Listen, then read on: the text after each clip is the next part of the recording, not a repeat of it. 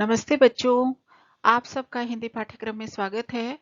आज मैं 10वीं कक्षा के क्षितिज भाग 2 गद्य खंड के लखनवी अंदाज नामक पाठ को करवाऊंगी, जिसके लेखक यशपाल जी हैं। लखनवी अंदाज, जैसा कि नाम से ही पता चल रहा है, कुछ लखनऊ के लोगों का अंदाज बताया जाएगा। लखनऊ जो है नवाबों का शहर माना जाता है और यहाँ पर इस शहर में नवाब रहते थे। और यहाँ पर लेखक ने यह व्यंग्य किया है कि पहले जो लखनऊ में लोग रहते थे, उनके पास पैसा था, रियासतें थी और अमीर थे। लेकिन समय के साथ साथ उनकी अमीरी खत्म हो गई, पैसा खत्म हो गया और रियासतें भी खत्म हो गई। लेकिन उनके बनावटी शौक अभी भी खत्म नहीं हुए हैं और ये अपनी बनावटी शौक छोड़ते तो थे नहीं, क्योंकि उनको शर्म महसूस होती थी। और इस पाठ में यशपाल जी ने ये भी दिखाया है कि किस प्रकार नवाबी चले जाने के बाद भी छोटी छोटी चीजों के लोगों के सामने नहीं करना चाहते। ऐसा करने से, छोटी चीजों करके उनको लगता है कि उनको अपनी बेइज्जती महसूस होती है, जबकि उनके पास आज इतना पैसा भी नहीं है, लेकिन वो झूठी शान बरकरार रखना चाहते हैं। तो प्रस्तुत पाठ में ये सब सारी बातें दर्शाई गई हैं। पाठ की शुरुआत इस प्रकार से है। मुफस्सिल की पैसेंजर ट्रेन चल पड़ने को उतावली में फुंकार रही थी। तो यहाँ से शुरुआत होती है कि एक ट्रेन चल रही है और वो धुआं छोड़ती हुई आगे बढ़ने को तैयार है। आराम से सेकंड क्लास में जाने के लिए दाम अधिक लगते हैं।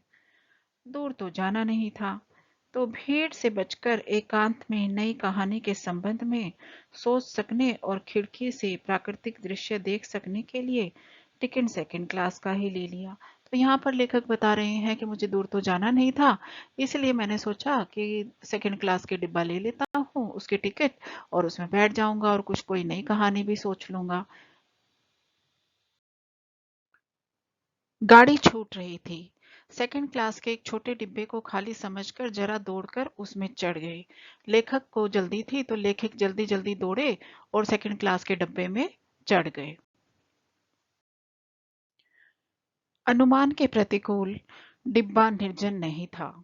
एक बर्थ पर लखनऊ की नवाबी नस्ल के एक सफेद पोश सज्जन बहुसुविधा के साथ पालथी मारे बैठे हुए थे। लेखक जैसे ही चढ़े तो वो देखते हैं कि एक सफेद पोश व्यक्ति बैठे हुए हैं। सफेद पोश व्यक्ति पालथी मारे बैठा हुआ था और उसने अपने सामने दो ताजे चिकने खीरे तौलिए पर रखे हुए थे। डिब्बे में हमारे सहसा कूद जाने से सज्जन की आंखों में एकांत चिंतन में विघन का असंतोष दिखाई दिया। जैसे ही हम डिब्बे में गए तो उनको अच्छा नहीं लग रहा था, उस सफेद पोश व्यक्ति को, कि ये डिब्बे में क्यों आ गए हैं। सोचा, हो सकता है, अब हम ये सोच रहे थे कि ये भी सोच रहे होंगे कुछ ना कुछ, हो सकता है यह भी कहानी के लिए सूझ की चिंता में हो, या खीरे जैसी अपदार्थ वस्तु का शौक करते देखे जाने के संकोच में हो, या इनको मन ही मन लग रहा होगा कि खीरा तो बिल्कुल साधारण सी मामूली सी चीज है और इसको खाते हुए उनको संकोच महसूस हो रहा था कि अब लेखक उन्हें देखेगा। नवाब साहब ने संगति के लिए उत्साह नहीं दिखाया। जैसे ही हम गए तो नवाब साहब ने हमें देखा नहीं और कोई उत्साह नहीं दिखाया। हमने भी उनके सामने की बर्थ पर बैठकर आत्म सम्मान में आंखें चुरा ली। तो लेखक ने भी बताया कि हम भी अपना आत्म सम्मान के कारण हम भी नहीं बोले।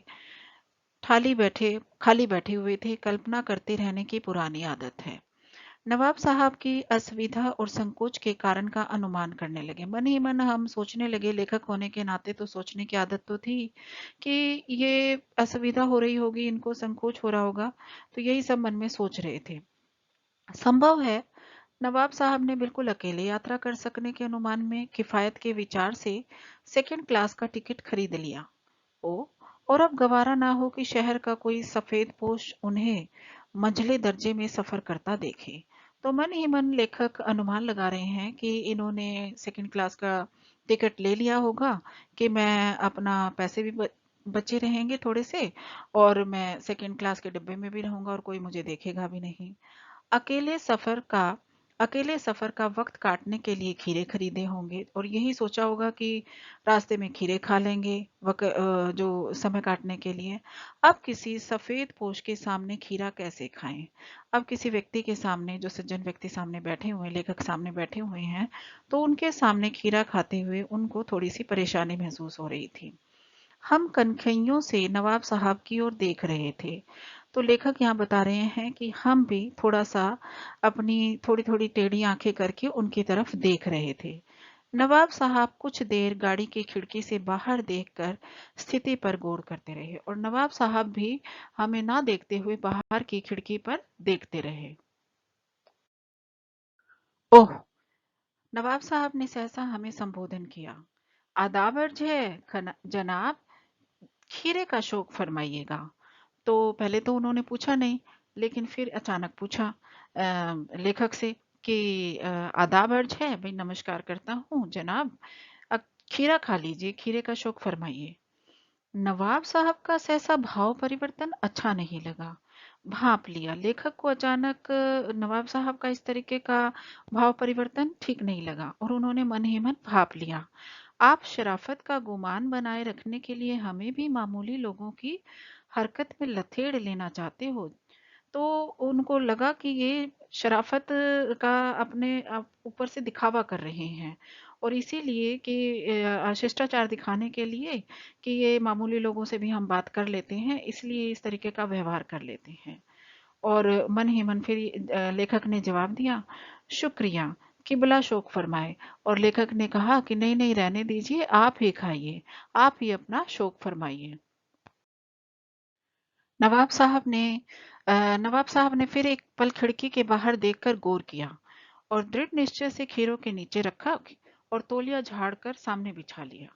सीट के नीचे से लोटा उठाकर दोनों खीरों को खिड़की से बाहर धोया और तौलिए से पोंछ लिया। जेब से चाकू निकाला और दोनों खीरों के सिर काटे और उन्हें गोद कर झाग निकाला। फिर खीरों को बहुत एहतियात से छीलकर फाकों को करीने से तौलिए पर सजाते रहे। लखनऊ स्टेशन पर खीरा बेचने वाले खीरे का इस्तेमाल करने का तरीका भी जानते हैं। ग्राहक के लिए जीरा मिला नमक और पिसी हुई लाल मिर्च की पुड़िया भी हाजिर कर देते हैं। तो लेखक के सामने ही उन्होंने बड़े सफाई से धोकर जो है उन खीरों को काटना शुरू किया।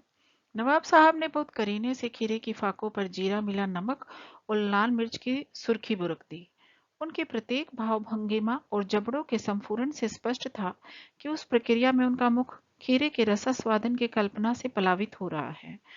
और लेखक यहाँ बता रहे हैं कि जैसे जैसे वो जीरा वाला नमक और मिर्च उसके ऊपर बुरक रहे थे, तो उनके मुंह में उस खीरे को देखकर पानी आ रहा था और वो उसका रसास्वादन कर रहे थे। हम कनखैयों से देखकर सोच रहे थे, मियाँ रईस बनते हैं लेकिन लोगों की नजरों से बच सकने के ख्याल से अपनी असलियत पर उतर आए हैं। तो हम मन मन ही मन सोच रहे थे, नवाब साहब हैं, अपने आप को अमीर समझते हैं, लेकिन अमीर तो वास्तव में नहीं है, लेकिन दिखावा करने के लिए ये अमीरी का ढोंग कर रहे हैं। नवाब साहब ने फिर एक बार हमारी ओर देख लिया और कहा, वल्ला शौक कीजिए, लखनऊ का बालम खीरा है। और फिर से उन्होंने कहा कि शौक फरमाइए, ये लखनऊ का बालम खीरा है, बहुत अच्छा खीरा है। नवाब साहब ने नवाब साहब ने फिर एक बार हमारी ओर देख लिया और कहा, वल्ला शौक कीजिए, लखनऊ का बालम खीरा है, बालम खीरा। नमक मिर्च छिड़क दिए जाने से ताजे खीरे की पनियाती फाके देखकर पानी मुंह में जरूर आ रहा था। तो लेखक को जब नमक मिर्च लगे हुए खीरा देखा तो उनके मुंह में पानी भी आ रहा था, लेकिन इनकार कर चुके थे। तो आत्मसम्मान निभाना ही उचित समझा। उत्तर दिया, शुक्रिया, इस वक्त तलब महसूस नहीं हो रही। तो लेखक ने कहा कि नहीं नहीं शुक्रिया, अब इस समय मुझे कोई ज्यादा महसूस नहीं हो रही, खीरा खाने की तलब महसूस नहीं हो रही। मैदा भी जरा कमजोर है, किबला शौक फरमाए। मेरा मैदा भी कमजोर है, मेरा पेट भी थोड़ा कमजोर है, माशा कमजोर है, तो आप ही खाइएगा।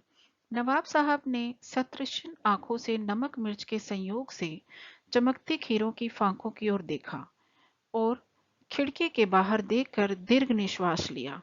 और जब उन फाकों को देखा तो उन्होंने खिड़की के बाहर देखकर एक लंबी सांस ली। खीरे की एक फाक उठाकर होठों तक ले गई फाक को सूंघा और स्वाद के आनंद में पलकें मूंद ली। और वो एक खीरे की फाक उठाई उन्होंने और होठों तक लेके गए और फिर फाक को सूंघने लग गए। स्वाद के आनंद में ऐसे लग रहा था जैसे वो बहुत ही बढ़िया स्वाद से उसका आनंद ले रहे हैं। मुंह में भर आए पानी का घूंट गले में उतर गया और जो उनके मुंह में उसको खीरे को देखकर पानी आ गया था वो उन्होंने गले में उतार लिया। तब नवाब साहब ने फाक की खिड़की से बाहर छोड़ दिया। तब अचानक पता नहीं क्या हुआ नवाब साहब को, उसने उन फाक को खिड़की से बाहर छोड़ दिया, बाहर फेंक दिया। नवाब साहब खीरे की फाकों को नाक के पास ले जाकर और वासना से रसा स्वादन कर खिड़की से बाहर फेंकते गए। और फिर अचानक ही लेखक देख रहे थे कि नवाब साहब सूंघ रहे हैं और खीरों की फाकों को बाहर फेंके जा रहे हैं। नवाब साहब ने खीरे की सभी फाकों को खिड़की से बाहर फेंककर तौलिए से हाथ और होठ पोंछ लिए और दो सभी सारा का सारा खीरा कटा हुआ सब बाहर फेंक दिया और अपने हाथ और होठ पोंछ लिए और गर्व से गुलाबी आंखों से हमारी ओर देखा और अपने आप को गर्व महसूस कर रहे थे नवाब होने का। और मानो कह रहे हो यह है खानदानी रईसों का तरीका। और ऐसे लग रहा था जैसे जब वो हमें देख रहे थे तो लेखक कह रहे हैं कि जैसे ये कह रहे हूँ कि ये खानदानी रईसों का तरीका है, खानदानी लोग ऐसे ही होते हैं, अगर पसंद नहीं आता तो फेंक देते हैं। नवाब साहब खीरे की तैयारी और इस्तेमाल से थक कर लेट गए और वो सारा कार्य करके थक गए थे और वो सो गए। हमें तस्लीम से सिर खम कर लेना पड़ा। हमें भी, तस्लीम का अर्थ होता है सम्मान, हमें भी उनके सम्मान में अपना सिर झुकाकर बैठना पड़ा। यह है खानदानी तहजीब, नफासत और नजाकत। तो मन ही मन हम भी सोच रहे हैं, तहजीब का अर्थ होता है शिष्टता और नफासत का अर्थ होता है स्वच्छता और नजाकत का अर्थ होता है कोमलता। तो हम भी मन मन में सोच रहे हैं, क्या यही खानदानी शिष्टता है, यही स्वच्छता है या यही नजाकत है नवाबों की। हम गौर कर रहे थे खीरा इस्तेमाल करने के लिए इस तरीके को खीरे की सुगंध और स्वाद की कल्पना से संतुष्ट होने का सूक्ष्म, नफीस या एब्स्ट्रैक्ट तरीका जरूर कहा जा सकता है। नफीस का मतलब होता है बढ़िया और एब्स्ट्रैक्ट का मतलब होता है सूक्ष्म।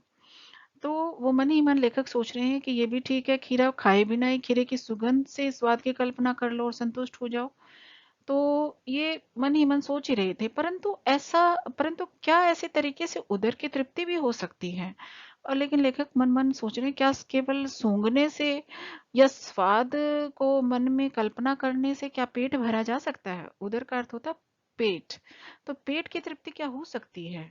नवाब साहब की ओर से भरे पेट से ऊंचे ढकार की शब्द सुनाई दिया। तभी जब तक ये सोच ही रहे थे तभी नवाब साहब ने एक ढकार ली और ऐसे दिखाया कि मेरा तो पेट भर गया है इसकी खुशबू से और इसकी कल्पना से ही। और नवाब साहब ने हमारी ओर देखकर कह दिया, खीरा लजीज होता है। तो वो कहते हैं कि खीरा लजीज होता है, भाई स्वादिष्ट होता है, लेकिन होता है शकील नामुराद, मैदे पर बोझ डालता है। और कहते हैं लेकिन अच्छा नहीं होता, ये ना मैदे पर बोझ डालता है, हमारा पेट खराब कर देता है, पेट को ठीक नहीं रहने देता। और ये सुनकर तो अचानक ही नवाब साहब की ये बातें सुनकर लेखक हैरान हो गए और ऐसा लग रहा था जैसे उनके ज्ञान के चक्षु खुल गए हों। नवाब साहब की ये बात सुनकर लेखक को ऐसे लग रहा था जैसे उनके ज्ञान के चक्षु खुल गए हों। और अब अचानक कहते हैं, पहचाना, ये है नई कहानी के लेखक। उनके ज्ञान रूपी नेत्र जब खुले तो उनको लगा यही नई कहानी के लेखक हैं। खीरे की सुगंध और स्वाद की कल्पना से पेट भर जाने का डकार आ सकती है, तो बिना विचार, घटना और पात्रों के लेखक की इच्छा मात्र से नई कहानी क्यों नहीं बन सकती। तो लेखक यहाँ पर बता रहे हैं कि केवल खीरे की सुगंध से और स्वाद की कल्पना से नवाब साहब ने ऐसे दिखाया कि जैसे उनका पेट भर गया है और डकार आ गई है। तो क्या बिना विचारों के, घटना के और पात्रों के भी कहानी बन सकती है। तो लेखक यहाँ पर बता रहे हैं कि वो कहानी बनाने के उद्देश्य से नहीं बैठे थे, लेकिन कुछ इस तरीके के यहाँ पर घटनाएं हुई कि कोई कोई हमारे पास कोई पात्र नहीं था, कोई घटना नहीं थी, अचानक ही कहानी बन गई। तो ये लेखक यहाँ पर दर्शाना चाह रहे हैं और कहीं ना कहीं व्यंग भी कर रहे हैं इस पाठ के माध्यम से कि नवाब अपनी झूठी शानो शौकत और दिखावा आज भी करते हैं, जो कि वास्तव में उनके पास पैसा नहीं भी होता, लेकिन वो दिखावे का शौक रखते हैं और दिखावा करते हैं। तो यही था हमारा लखनवी अंदाज, लखनऊ के लोगों का अंदाज, जो कि कुछ लोग, सभी लोग नहीं, कुछ लोग जो है झूठा दिखावा भी करते हैं। तो चलिए इस पाठ के प्रश्न उत्तर भी हम कर लेते हैं। इस पाठ के प्रश्न उत्तर का पहला प्रश्न इस प्रकार से रहेगा, लेखक को नवाब साहब के किन हाव भावों से महसूस हुआ कि वे उनसे बातचीत करने के लिए तनिक भी उत्सुक नहीं हैं। तो प्रश्न इस प्रकार से था जो अभी सुना। उत्तर ये इसका इस प्रकार से रहेगा, जब लेखक दूसरे दर्जे के डब्बे में चढ़ा तो वहां पर बैठे एक नवाब साहब के हाव भाव देखकर उनको ऐसा लग रहा था जैसे नवाब साहब उस डिब्बे में अकेले ही सफर करना चाहते थे। लेकिन जैसे ही लेखक चढ़े तो लेखक का वहां आना उन्हें अच्छा नहीं लगा। इस कारण एक सह यात्री के प्रति जो उत्सुकता चेहरे पर होनी चाहिए थी, जो खुशी होनी चाहिए थी, वो उनके चेहरे पर नहीं हुई। वह उत्साह भी नवाब साहब के चेहरे पर नहीं था। तो इसीलिए ये कहा गया है कि उनके बातचीत करने से तनिक भी उत्सुक नहीं थे, लेखक से वो कोई बातचीत नहीं करना चाहते थे। अगला प्रश्न है, नवाब साहब ने बहुत ही यत्न से खीरा काटा, नमक मिर्च बुरका, अंततः सूंघ कर ही खिड़की से बाहर फेंक दिया। उन्होंने ऐसा क्यों किया होगा? उनका ऐसा करना क्या उनके स्वभाव को इंगित करता है? अब यहाँ पे लेखक बता रहे हैं कि उन्होंने ऐसा क्यों किया होगा। तो उत्तर इस प्रकार रहेगा, नवाब साहब ने बहुत ही यत्न से खीरा काटा, नमक मिर्च भी बुरका और अंततः सूंघ कर खिड़की से बाहर फेंक दिया। उनका ऐसा करना संभवतः लेखक को नीचा दिखाना और अपनी खानदानी रईसी का परिचय देने के लिए किया होगा, और उनका ऐसा करने से उनके अभिमान से युक्त स्वभाव को इंगित करता है। तो वो ये दिखाना चाह रहे थे हम तो नवाब हैं और हम ऐसे सूंघ कर भी चीजें फेंक देते हैं। तो ये अपनी नवाबी का या झूठा दिखावा दिखाना चाह रहे थे, इसलिए उन्होंने ऐसा किया। अगला प्रश्न है, बिना विचार घटना और पात्रों के भी क्या कहानी लिखी जा सकती है? यशपाल जी के इस विचार से आप कहाँ तक सहमत है? उत्तर इस प्रकार से रहेगा, बिना विचार घटना और पात्रों के भी कहानी लिखी जा सकती है। बिल्कुल सही बात है, यशपाल के इस विचार से हम पूरी तरह सहमत हैं। कई बार कोई ऐसी बात स्वतः ही होती चली जाती है जिसके विषय में ना तो हमने कभी सोचा होता है और ना ही विचार किया होता है, और वह बात बढ़ते बढ़ते कहानी का आकार भी ले लेती है। घटना न होते हुए भी घटित हो जाती है। देखने में तो वह एक मामूली सी बात होती है, लेकिन वह एक महान कथा का रूप धारण कर लेती है। तो बिना कारण से भी कई बार कहानी बन जाती है।